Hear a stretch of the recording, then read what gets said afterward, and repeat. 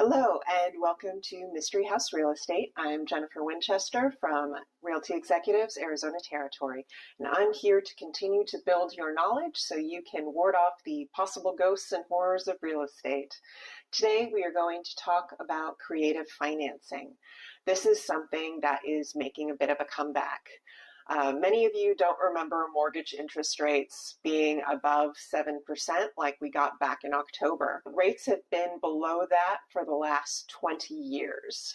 Creative financing was more common then, and some of those things are coming back. So I'm going to give you a little primer on them and show you what you should avoid and what you should be wary of. The first one is something called subject to or a wrap. There's many other terms for this. They may just say something like, quote, I'll take over the payments. Essentially, the buyer wraps a larger loan around the seller's current loan with the seller not paying off that loan. This is one you should avoid, and I will tell you why. In many states, this process is no longer legal, but in Arizona, it is still technically legal. When a buyer takes over the existing mortgage payments for the seller, the original mortgage stays in place and stays in the seller's name. This means the seller remains liable for those payments. So if the new buyer is late or stops making those payments for whatever reason, the seller is on the hook to make that payment. It can get more complicated as the seller may not have any protection to evict those new buyers.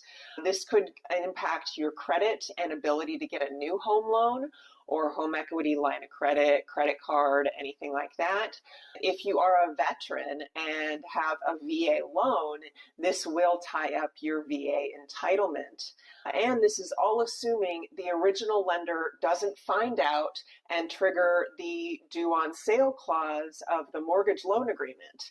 Most loans will have this clause, which means that the whole remaining balance of the loan is due if you sell or transfer any interest in the property. So you could be collecting payments for a few months, then the original lender finds out and you owe the whole amount now. This can also be risky for the buyer as you're making payments to the seller, but maybe the seller doesn't actually make the payments towards the loan. It can still be foreclosed on, leaving the buyer with little to no recourse whatsoever. My brokerage, Realty Executives Arizona Territory, will not approve me or any other agents in our company to participate in this kind of deal because the liability is just too great. If you are considering doing something like this, number one, don't.